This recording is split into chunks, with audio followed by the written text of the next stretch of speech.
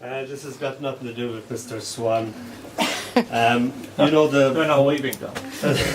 you know the old story, Leda and the Swan. You know, sort of what used to happen to beautiful maidens at the time. God would lust after you, come down in the form of a swan or a bull or a shower of gold and rape you. Happened all the time, really. Pisses maidens off. So this is called the Swan and Leda. How like a god he comes, taking the shape and the form of a swan, who, having had his wicked way, longs to be on his merry way. But wait, what's this? He can't shake his fine feathers off. Feather upon downy feather locks him into the costume he had put on, and now can't be put off. What magic can this human woman weave, and now, having been taken, takes great pleasure in having her servant, a giant of a man among men, bugger the swan and be gone. And once the god is well and truly fucked, he's plucked of all the finery of his feathers. Behold a god standing in the nude, shivering and ready for the pot. The final twist of this fatalistic plot, his beautiful neck. That night she dines upon the subtle, delicate breast of swan, served in a creamy pepper and garlic sauce. She even has an extra helping, thinking she can always exercise it off. Alas, poor Zeus, wishing he had chosen to pose in his usual tour de force, a shower of gold, but thinks too late, thinking even as he is eaten. And now she burps up pardon, sleeps and dreams of a god fit for a dish.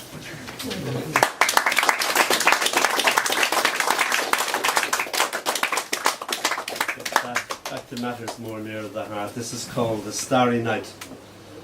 Above the landscape of your breast, stars wander in this rich Italian sky. One appears to perch upon the citadel of a nipple. My fingertips, those brave mountaineers, dare to conquer the beauty of your breast, as my mouth eclipses both in this one kiss.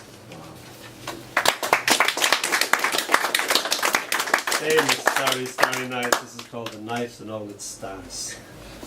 I watch you, watching you undress yourself before the mirror's gaze.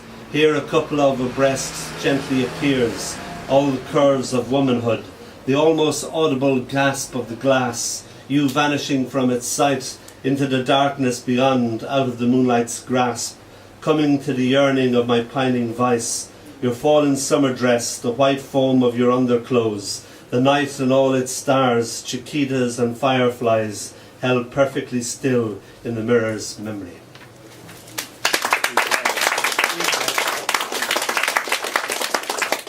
We're still in that sort of dream time. This is called the Dream's Dream. Garlanded with moonlight, your body dreams, as I, awakened by the moonlight's touch upon my sleeping skin, gaze with admiration of this painting that the moonlight paints of you. Behind your eyes, your dreaming sifts through thoughts until it comes to this, and you dream the dream of you dressed in nothing but moonlight, and I in love, watching you. Still unable to get out of this bed. This is us being asleep.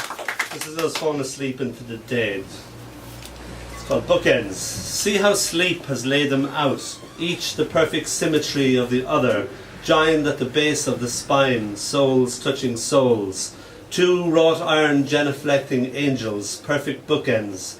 The sun smiles to see them so, shines on their sleep and goes. The day darkens around their dreaming forms. This is a hymn to my sense of direction. It's called Venetian Walks. The streets lead him a merry dance, turn him into cul-de-sacs for a joke, a gasp of sudden water, the laughter of a narrow lane that doubles back on him into the calmness of an empty square filled with cats, as if only cats could live here.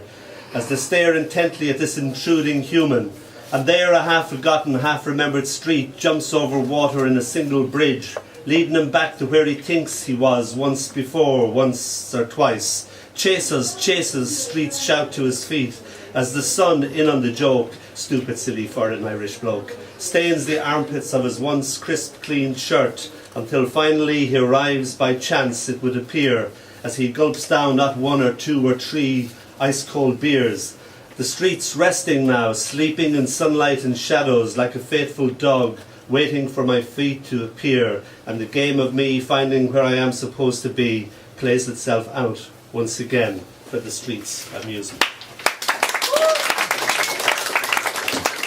Dempsey.